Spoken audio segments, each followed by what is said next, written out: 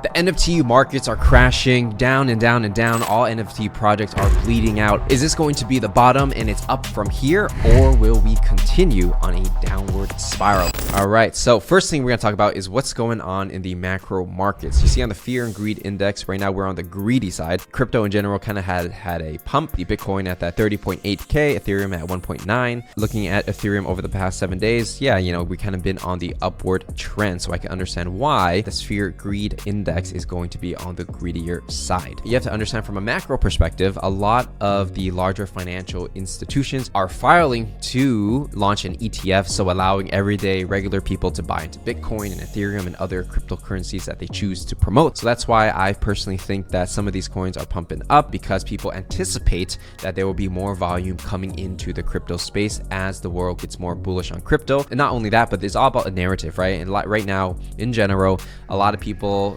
citizens of many different countries, don't trust their government. They want to put their money in an alternative asset. So if everyone believes Bitcoin is going to go up and they buy it, well, what's going to happen? Bitcoin will probably go up. Now that we understand the macro, let's go deeper into what's going on in the NFT side. So as you know, Azuki Elementals have minted and they sold out, and there has been a massive amount of FUD for the Azuki brand after this mint. So the floor price, pre-mint was about 17 ETH. Now it's all the way to 7 ETH. So that's like almost a 9-10 ETH drop, which is absolutely huge. So what's going on here? So a lot of people perceive Azuki Elementals somewhat of a cash grab, right? And everyone can have their own opinion on that, and we'll talk about that. The reason is because the bases for the Elementals look almost identical to the original. There are differences, but people feel like they were bait and switched, mainly because before the mint, they came out with this really hot trailer, everything looked good, but they never showed you what the PFP would actually look like pre-mint. They didn't show you what the product would look like. And typically,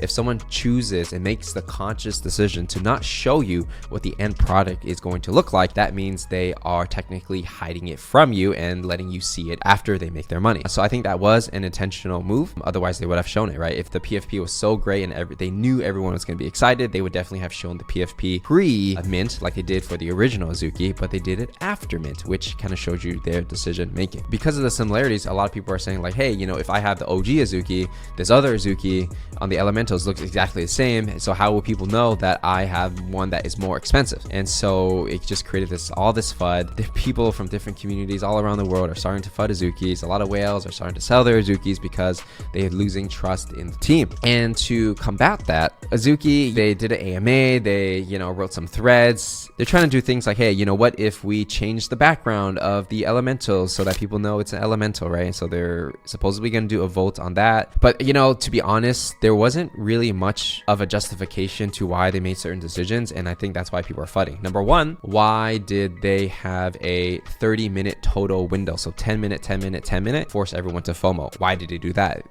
Even to this day, there's no true reason, and obviously the true reason is to make money and get people to FOMO. Everyone knows it, right? But they're never gonna say it. And number two, why did they make the bases the exact same? I mean, I guess it's like building on top of the IP, but I think what they should have done, is just my personal opinion, is probably do a whole collection on kids. So they had the Azuki kids and the animals. I feel like that would have been sick by itself. If they did that, my gut feeling, I could be wrong, is that people would be more bullish and bearish, but hey, it is what it is. Some other things that you're trying to say to create more positive narratives around the project is that there's going to be these green beans. Nobody knows what it is. You get one if you airdrop to people who have an OG Azuki, trying to create that mystery. Nobody knows what the green bean will be. And then they also said they're creating an Azuki anime series, but it's going to be short, right? So don't expect like a Demon Slayer or a Jujutsu Kaisen. It's going to be probably like a few short episodes, probably like 5 or 6 minutes each is my guess, similar to how Pokemon Origins did one. Basically, the whole point of these shorts is to sell a product, right? So Pokemon Origins want to sell like more games, so maybe they want to sell more NFTs in the future, right? So hard to say what's going to happen here, but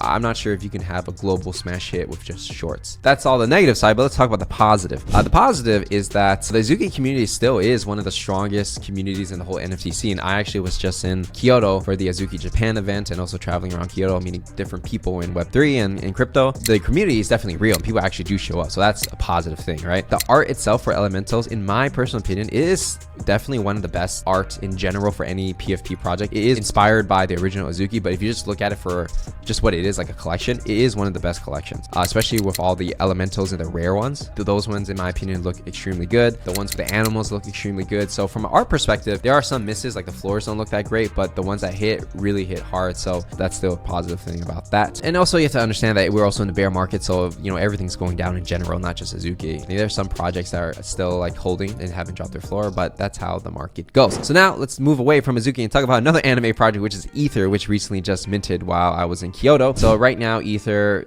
they did a whitelist mint, and then they're going to do a public mint coming up soon, which is going to be July 9th, right? So by the time you watch this, it might be in a couple of days. Now for Ether, a couple interesting things. The first is that, you know, when the trailer came out, I think they received a lot of FUD because supposedly they spent 280K on this trailer. A lot of people feel like that's not the best use of money, or maybe they should have been cheaper. I think it should have been cheaper, but they probably rushed it and had to pay a lot for the animation studio to even agree to do it. That's my guess. They kind of lost steam because it took so long to actually get to mint. I feel like when they launched this trailer on December 22nd, I feel like that's the time they should have minted, but it's tough for times. It's bear market, and they also had to cut their supply because they're just not as hype as they were before. So it's going to be a 5-5-5-5 collection. The mint prices are still going to be the same, but it's possible they might reduce it. And then the other thing that people are fudding about, it's probably the speculation that they are buying their own floors, which is called market making, right? So it's nothing new. Projects do it all the time. Even some of the blue chip projects do market making, right? So it's not anything like crazy. I mean, if you want to just like check out the data for yourself, if you just check out who the, you know, top holders are and everything like that, see if they are, you know, who are they trading at with, and then you come to your own conclusion on that. And I also think because of the how Elementals went and how, you know, it wasn't the best mint, I think that sentiment carries over onto Ether. Unfortunate timing for Ether. I think if they minted sooner before all these things happened, that would have been better for them. But hey, you got to play the game with the cards that you are dealt. All right, so now we're gonna move on to the next project. That's going to be Memeland. So Memeland recently just revealed their Captainz. They look like this. So let's just give my honest impressions, right? My personal take is that when they minted in January, you know, it's been about 6-7 months since the mint, and they don't have a lot of traits available. Maybe they do, and maybe they're keeping it hidden, or because they only put a couple traits out. I mean, my first impression on the art is that I felt like it could have been better. The reason is because the amount of money they made on the mint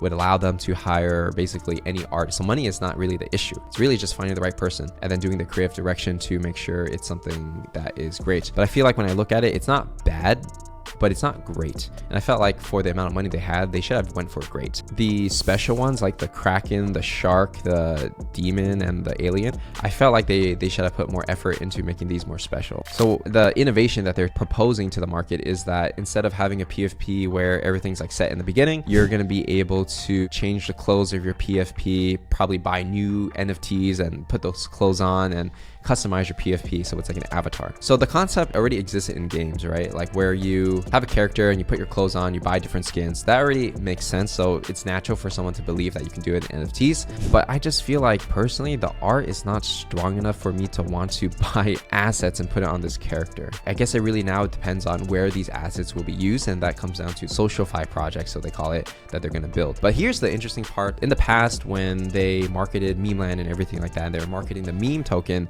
it was all about creating products for the NFT space or the Web3 space. So it was like TripAdvisor for NFTs, OnlyFans for NFTs or something like that, or for creators in Web3, right? So each one of these projects is very difficult to pull off. Each one could be like $100 million plus business. So if they're trying to create multiple of these at the same time, are they focused enough on one of them to make it hit, or are they hoping that we're just going to shotgun and hopefully one will take off? That's very questionable. And then only recently they kind of went the whole anime PFP route. So like to do an IP is also very difficult as well. So it's like not only are they building multiple products that each of them can be big, they also want to do IP as well. I just personally feel like when your attention is kind of scattered, it's like, are you betting on one hitting and something taking off? Is it better to focus on one thing, or should they just focus on hyping up the token? So there's so many questions and uncertainty, and I feel like a lot of energy is being scattered. And when that happens, I feel like if you have the money and then the art ends up not super strong, then it's like, okay, it's probably because they're not focused on the art. That's just my personal take. Of course, I'm sure they have a different perspective on things, but at the end of the day, you know, people care about the results, right? But still, I do believe that Memeland does a good job when it comes to having the touch on the market. They're very active. They communicate with their holders really well. The way they do their PR, they brace people for any negative FUD that's coming. They address the FUD before the FUD happens. And then they got a lot of DeFi people supporting the token, right? You know, you got to take the good and the bad. You have to be realistic. You know, what are the pros of a project? What's the con? Are the pros stronger than the con that they're still going to make it? So those are all things I would be looking at when you're looking at a project. And, you know, as always, you know, I'm trying to be honest. I'm trying to give constructive criticism criticism so that, hey, maybe if the people on the Memeland team watch this, maybe it's something they can consider and improve upon, right? So it's not about getting it perfect on the first try. It's about learning from your lessons and then continuing to survive and improve and eventually make it. So with that said, that's everything we got to cover for this video. If you enjoyed it, make sure to give it a like, subscribe, turn on notifications, and I will see you in the next one.